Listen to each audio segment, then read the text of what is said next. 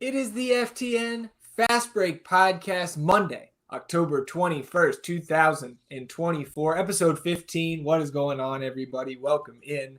Zach Graham, a.k.a. Kaweisenberg DFS, joined by my co-host, Mike Randall, at Randall Rant on Twitter. Mike, the eve of the NBA regular season. I know it feels like maybe 6 or 7 episodes in a row I've said I'm getting more and more excited, but it's here, man. Here we go. I have to tell you, I can't remember, Zach, a more exciting month in sports in a long time. Now, yes, I'm located in northern New Jersey. I'm right outside of New York. So there's the Yankees and the Mets. And of course, our leader here at FTN is into the Mets. So, I mean, there's a lot going on.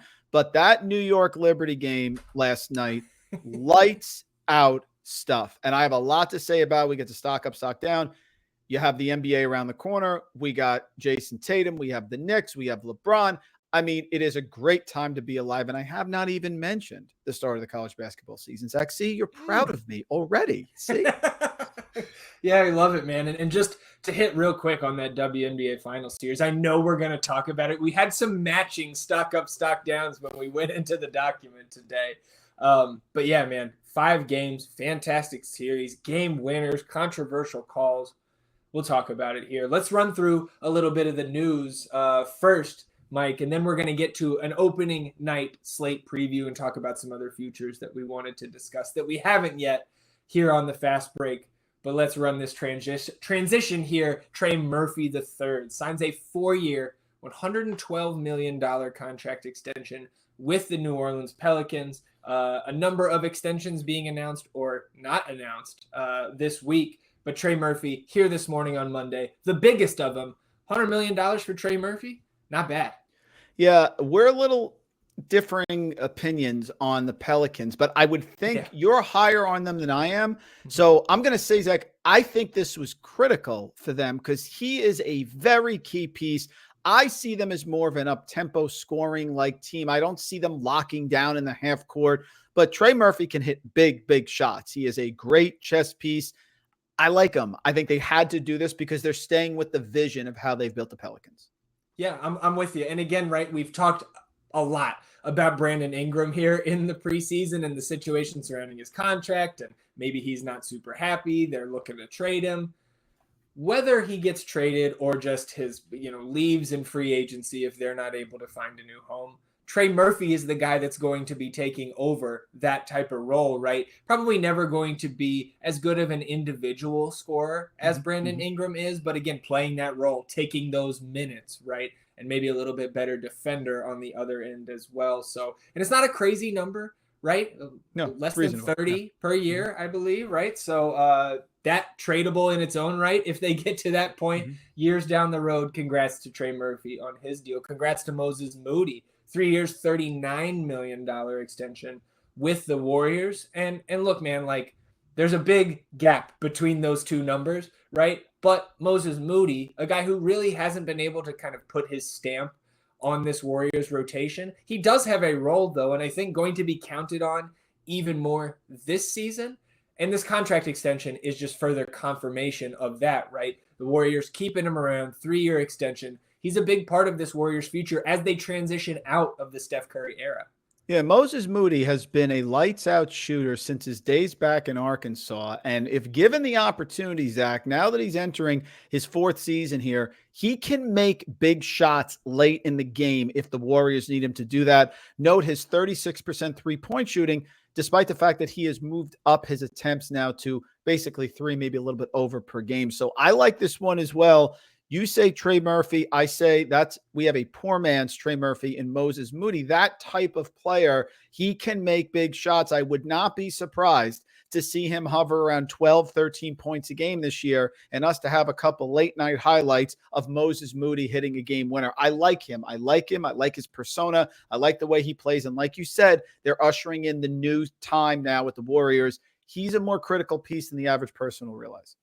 Yeah, I think this has the potential to look like a steal if he's able to take that leap, right? And I think, we've said that about Moses Moody. We've said that about Jonathan Kuminga really every offseason since they were drafted. But they haven't had a ton of opportunity, especially Moody, right? Kuminga got plenty of starts last year, but very going to keep my eye on that. Could turn into a very, very nice contract for the Warriors. On the flip side, we've got guys, like I mentioned, not going to get offered an extension by their current teams. One is Bones Highland. We love Bones, especially from a fantasy perspective. When you get a night where Bones Highland is going to project for a ton of minutes, we love putting him in our DFS lineups. We love clicking in that over wherever we're betting on Bones. But Clippers not going to give him an extension, so set to become a restricted free agent next offseason. And really, Mike, I don't have a problem with it. I don't think Bones Highland is a guy that should be getting a contract extension, especially from a team like the Clippers, and where they sit kind of on the precipice, just looking into the abyss, not controlling their first-round draft picks for the next number of years, aging Kawhi Leonard, aging James Harden, and a bunch of other pieces around them that we don't really know how they fit together yet. My preference is gin martini, juniper berries. Zach, always stay healthy. I will bet you a gin martini he returns to Denver. I think he needs to embrace who he is. In college, Zach, he was almost 2 steals per game. He was a lethal defender there at VCU. Hasn't really materialized to that. His field goal percentage is dropping 40, 38% last year. That's not who he is. His three-point shooting went down. He has to embrace the role. I feel like he's trying to become more than he really can be in the NBA, which I don't blame him. It's his career. But if he does that, I think he can be a very useful piece with the Nuggets, a la Russell Westbrook. You know what I mean? Yeah, absolutely. And I think I couldn't have said it better myself. Got to embrace the role when you're a guy like Bones Highland, kind of, in the trajectory that his career has taken here over the last couple seasons. You talk about career trajectories. Again, this hits close to my heart. Former Spur, Lonnie Walker IV, cut by the Celtics, which he was there on an Exhibit 10 contract, so he was already kind of behind the 8 ball to get an actual contract with the Celtics to begin with. But out of the Celtics now, sources are saying Real Madrid is showing interest in Lonnie Walker. And Mike, I don't hate that for the young man. I mean, we've seen many an NBA player not just go overseas and have success there, right, and get maybe a little bit more money over there than you can find in the NBA at this point of Lonnie's career. But we've also seen guys go over there, spend a couple seasons, work on their game, and come back and have 1, 2, even 3 contracts. You talk about a guy like PJ Tucker, right? So yes. I think a move to the EuroLeague, especially to a club like Real Madrid, that could do wonders for Lonnie, no matter where he goes after that. I think it's good to see this in terms of him continuing his career. When I was in college and we would play in the dorm, college football, Madden, you hit that start button and you get the refresh and replenish for your players. He needs a refresh and replenish. It's easy to root for Lonnie Walker. He's a nice guy. I like him. He's not a great scorer. He's not a great rebounder. He's not a great three-point shooter. That's the thing with Lonnie Walker. Needs a refresh. Maybe he comes back and can find a role. Easy to root for, but this is the right move for Lonnie Walker. Yep, I'm with you. Then 2 pieces of injury news. We've discussed both of these guys at length, both here on the Fast Break and on the Best Ball streams on Fridays. Kawhi Leonard, my boy, my namesake, Mike, sidelined an indefinite amount of time to begin the regular season as he continues to rehab from the offseason knee procedure. Obviously, just constant knee swelling for Kawhi over the last, 7 or 8 years. So, we talked about this from a fantasy perspective a few weeks ago when he wasn't cleared at the start of training camp and how we pressed pause on drafting him where we were in our best ball drafts. But indefinite amount of time to start the season here, it does not inspire confidence. How worried are you about Kawhi and the Clippers here? How worried am I? I just had my family NBA fantasy draft, and just read off the show sheet, Zach. I got Kawhi, I got Isaiah Hartenstein, I got Paul George, I got Middleton. Enough of this stuff. I fell for it. I just don't listen. I don't get it anymore. I don't trust him. Fool me once, shame on you. Fool me twice, shame on me. Fool me 10 times, I'm an idiot.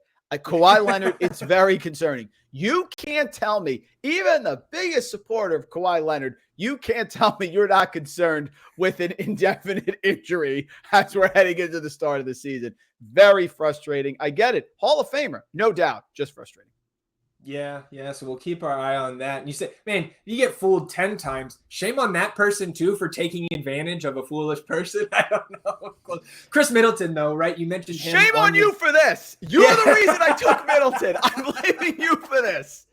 Hey, he is still one of my top 5 highest owned guys in the best ball drafts right now, but he will miss opening night for Milwaukee, continuing that ankle rehab, and I don't think has been cleared for 5-on-5 yet. Been doing all the individual drills, some other team drills, but 5-on-5, you got to be cleared for that to even think about getting back on the court. So I'm hoping, Mike, that we get a notification in the first 2 weeks of the regular season that Middleton is on the cusp of a return, because each day that passes, I'm feeling worse and worse about steering you and some of our friends onto Chris Middleton throughout the month of September. You make the decision for this podcast. I'm making a respectful request that you call this podcast Chris Middleton Jenga puzzle, because he is so critical to what the Bucks want to do. You can look at him and say, oh, they have Giannis, they have Dame. It's not a big deal. It is a big deal. He needs to be on the floor. You know, when the game comes down to the end, Giannis is like Shaq in that it's not really a go-to guy. Shaq would go in the post, they'd foul him. Giannis will be at the top of the key and do the spin move to try to get the. We've been there, okay? They need Chris Middleton's reliability. Yes, I know Dame can make it from the parking lot. Fine. This is a critical injury. It has led me to already place Sixers -2.5, but we can get to that in a little bit. Oh, yeah. Well, let's go ahead and jump in. Let's talk some about the opening night slate here, right? Because, of course, the NBA is going to highlight 2 games here to start the season. They'll kick us off, or tip us off, rather, with Knicks and Celtics, and then we will get Wolves and Lakers as the nightcap. Let's talk real quick from a DFS perspective, because you know that I'm going to be in there on DraftKings, on FanDuel, in the FTN Fantasy Discord, getting ready for the slate on Tuesday. And comparing the 2 sites, Mike, I have long been a bigger fan of DraftKings and their daily fantasy offerings compared to FanDuel for a number of reasons. But when you look at this opening slate, for the main contest on DraftKings, $15 to enter, $750K prize pool with $200K to first. Over on FanDuel, they're one-upping DK over there. $800,000 in the prize pool. Their main tournament is $9 entry, $100K to first. So that's half of what they're doing on DK. But you know why? That's because they're paying out 50% of the field in this GPP. I believe there's some guaranteed overlay in there. So FanDuel making a little bit of a play, at least for my business tomorrow. And I might take them up on that. Again, 150 maxes in both of those. But am I reading too much into this, or is FanDuel making a move? No, they are. And listen, I get fired tomorrow. You can test me on this. The best person for DFS is sitting here to, I guess you're looking at it to my left, however, my right, whatever you want to say. You are, Zach. And I agree. The analysis is spot on. NBA DFS. I was really successful last year, had a great year overall, thanks in large part to everything you tell me. And then I go in the Discord that we have, our premium Discord here at FTN, and I turn around and message you privately. That's how this works. But I agree. The overlay, they're making a push. I love both sites. I like them both. Do I prefer DraftKings? Yes, I guess I'm with you. But I would tell you I had more of a success on FanDuel last year, and I love what they're doing. They're upping the game and we're upping our game here, of course, with the incredible optimizer and all the content and the charting and all the stuff that you're involved in here. So I'm with you. Shameless plug. Totally agree, and I can't wait to get started. I already have lineups in both. So a couple of my favorite spend-ups here, Mike, and I'd be interested to hear your thoughts as well. I know you said you made a couple placeholder lineups already. Starting on DraftKings, top spend-ups for me. The 2 that I had written down in our show doc was Anthony Davis, 9.4K, and then Karl-Anthony Towns at 7.8. And again, that would take up your center and your utility spots. So choosing between the 2, if you don't want to go double center, is certainly a decision that will probably take some time. Towns, to me, probably going to pick up more of the ownership, and I'm not sure I'm concerned about that. Sub 8K for Karl-Anthony Towns, moving back into a center role, right? The last 2 years playing next to Rudy Gobert, all you have to do is go to his player pages, wherever you like to get your NBA stats. And you can see the statistical downturn that he took over the last couple of years, not just playing next to Rudy Gobert, but also the ascension of Anthony Edwards. He's priced like he's still playing next to those 2 guys. And while Jalen Brunson is on the Knicks, right, and they have other guys that are going to command some usage, I think we're going to see a renaissance of sorts, statistically, fantasy-wise, for Karl-Anthony Towns this year. And I want to pounce while this price is still sub 8K. Sub 8K on both sites. We can go ahead and jump into FanDuel. Towns 7.9K over there. I think he might be my favorite play on FanDuel. Yeah, I'm struggling with this. I agree with everything you just said.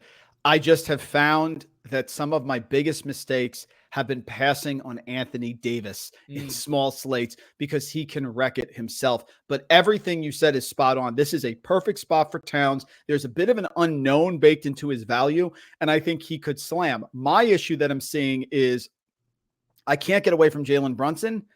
I can't then put Tatum in as well. I do like Josh Hart at 5,600 on DraftKings. So it's a tough fit. I will have lineups with AD and I will have lineups with Karl-Anthony Towns. I agree. I love the value that Towns brings.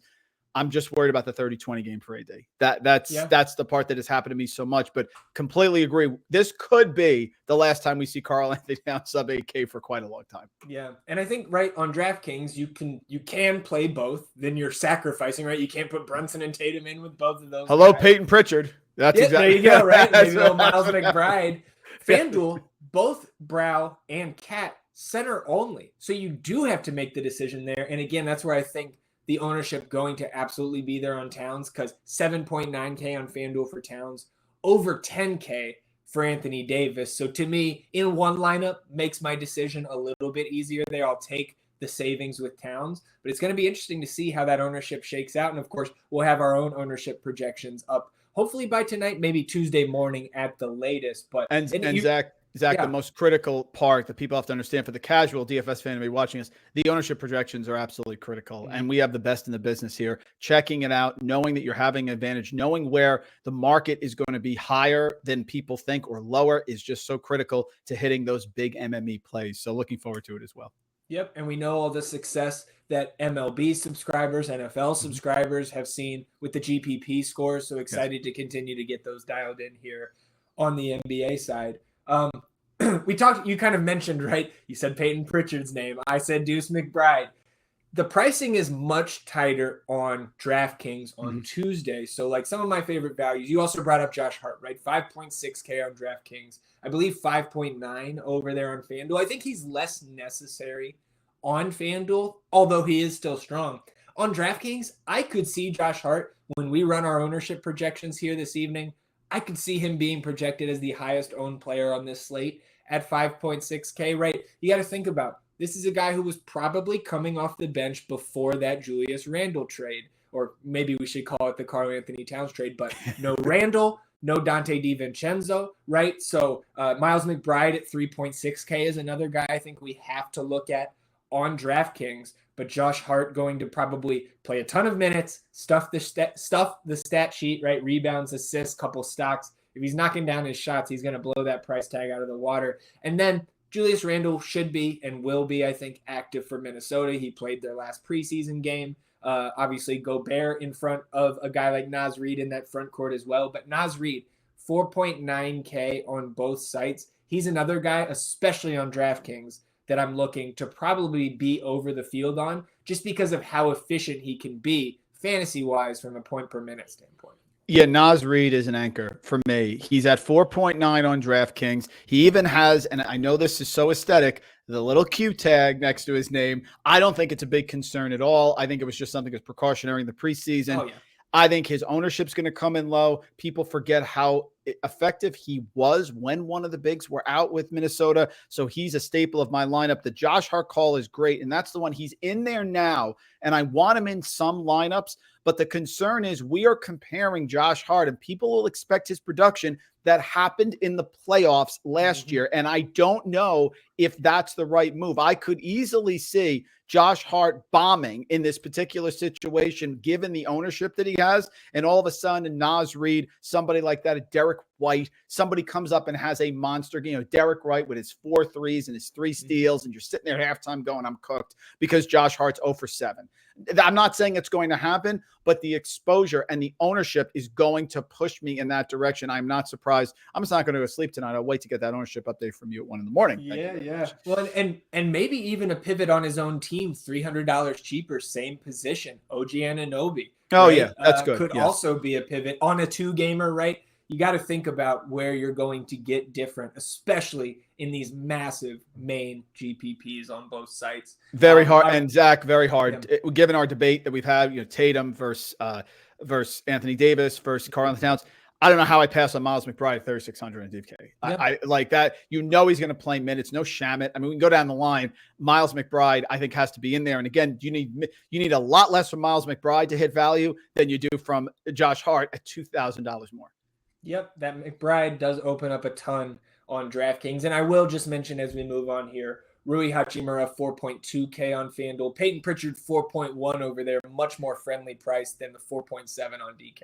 And remember, Jaylen Brown said, he revealed it a week ago. Now, this is player speak, coach speak. I mean, you have to use the accuracy, but he said like they're going to run things through Peyton Pritchard a lot. Do I think it's going to happen on opening night? No. But if they're really going to run things through Peyton Pritchard when they play at Detroit, which was the team that he used, you would think that he would get good run in the first game. You would think that this would not be a TJ McConnell situation where he never played. I think if Pritchard is young enough that they're going to play him. So if that's true, and what Jaylen Brown said, that we're going to see more Pritchard in some of these more, projected blowout games, yeah. I think we see him tomorrow night, in which case now he becomes a value. And maybe that means I can squeeze in AD and Karl-Anthony Towns, depending if I go with McBride, etc. in the backcourt.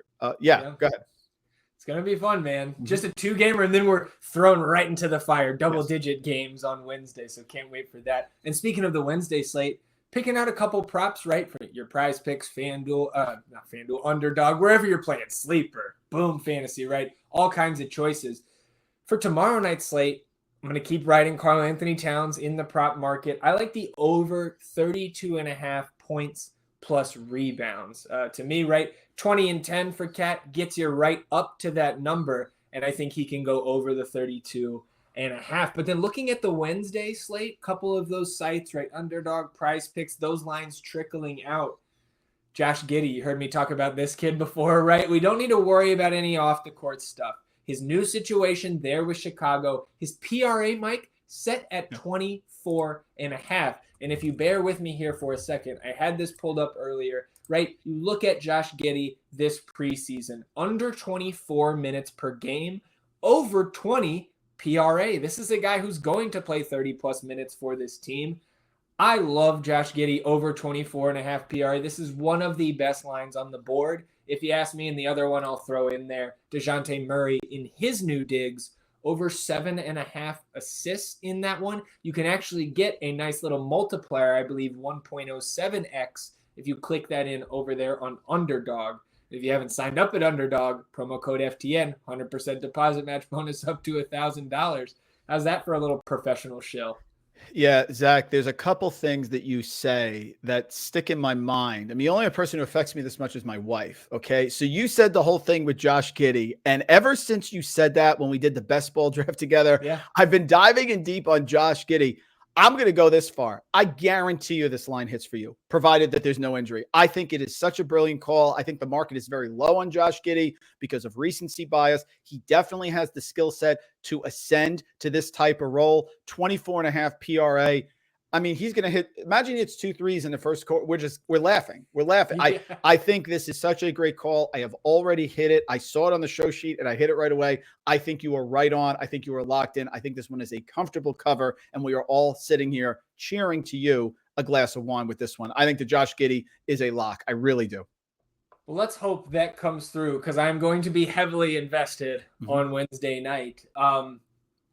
So let's go, unless you have any other props for Tuesday or Wednesday, I wanted to talk some futures too. I know we've given out some futures over the last month and a half here. I've got one, but I know you've got a little list here. So I want to turn it over to you. Talk to me about where you're looking here a day out from the regular season in the futures market. Yeah, just a couple things that we talked about to recap here. I still think there's value on KC winning the West at plus 310. I'll take that. If it got below plus 300, I probably wouldn't, but I definitely think you can give me 3-1 on what I saw with that team, with SGA. I love it. Even with the Hartenstein injury, I think he's going to be back. So 100%. By the way, we just got the notice right now. Chris Middleton out indefinitely. That's good. A lot of indefinitely's for the players I drafted in my family thing. That's fantastic here, Zach.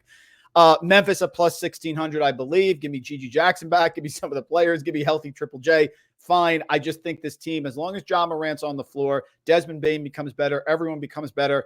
Love the situation with Memphis, and I think they can absolutely make a deep run. We talked about the Magic. I'll go plus 2,500 to win the Eastern Conference. Zach, do I think they're winning the Eastern Conference? No. Do I think they can get far enough that I can hedge and guarantee profit? 100%. I love this team, and I love them on opening night as well. I'm taking the Knicks plus 5.5. This is not a future, but really a side. Also like the Sixers minus 2.5, and give me those Magic to make a statement against the Heat plus 2. So you have some better ones here. Those were just top of my head ones that I placed yesterday.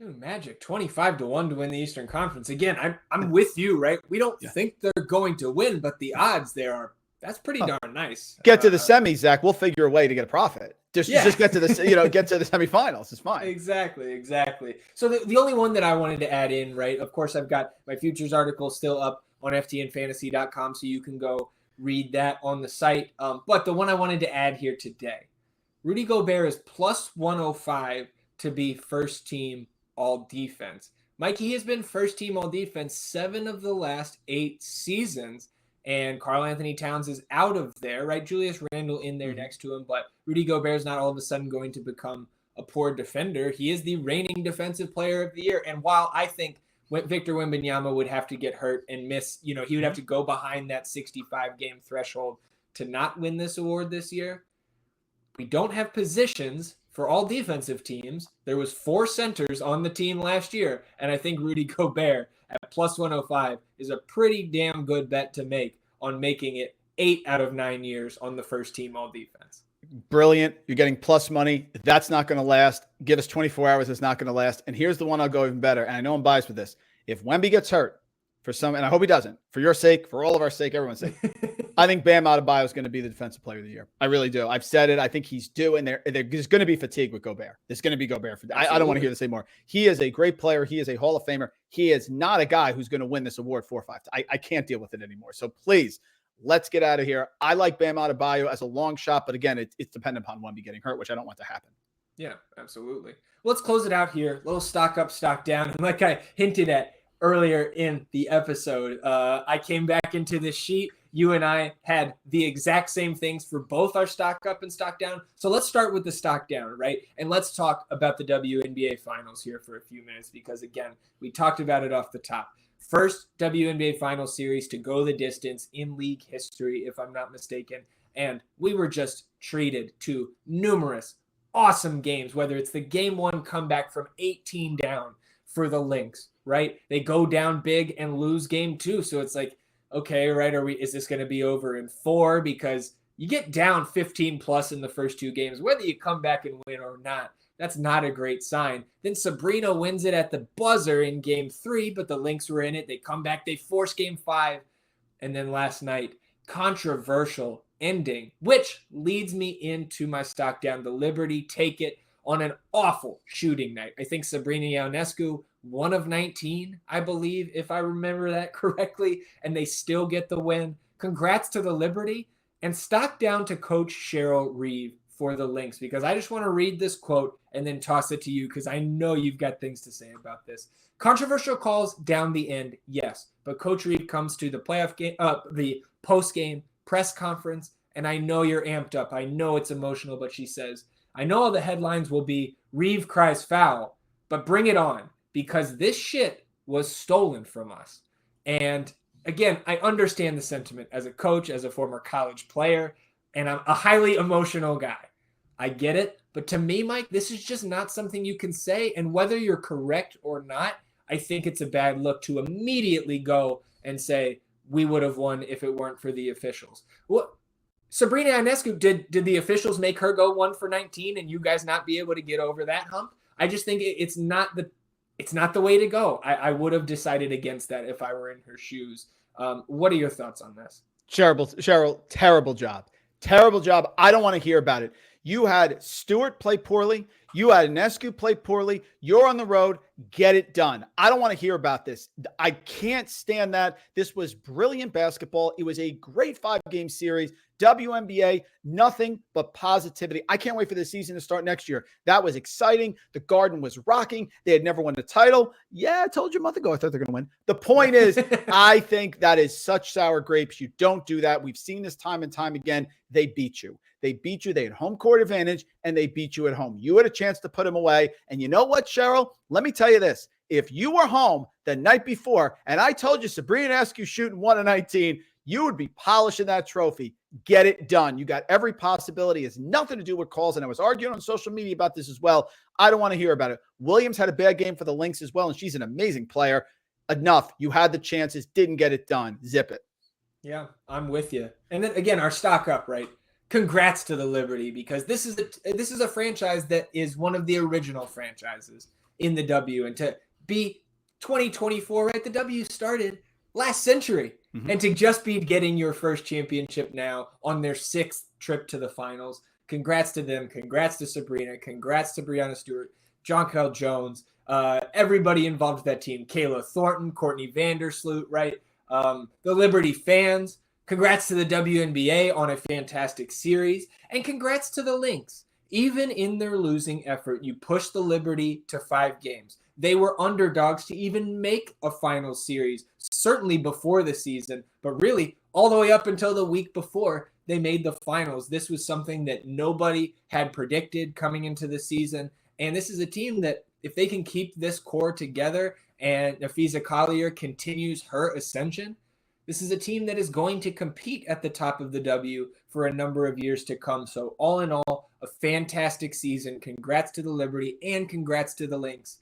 Even in the loss, they pushed the Liberty to the brink. And I think they are to be commended, the players, for their effort they put in all season. Yeah, it was wonderful to see the Liberty win. I was flipping off the NFL. I was flipping off the NLCS, wanted to see the ending of this game, and it really played out perfectly. Cheers to the Liberty. It was a great atmosphere, a great title. Of course, New York, one of the original for one of the original franchise WNBA, finally gets a title. I'm thrilled. I also love Zach. I want to say at the end of the game, regulation, Stewart had missed 2 free throws. She goes to the basket. I thought it was a foul. I absolutely thought it was a foul. A lot of people didn't. Here's the thing. It was close enough. And in those situations, I want the call to not determine the game. Sure. Stewart had missed 2 free throws, send her to the line. She doesn't make both of those. It was 3 seconds left, whatever it was in regulation. Yeah. They lose.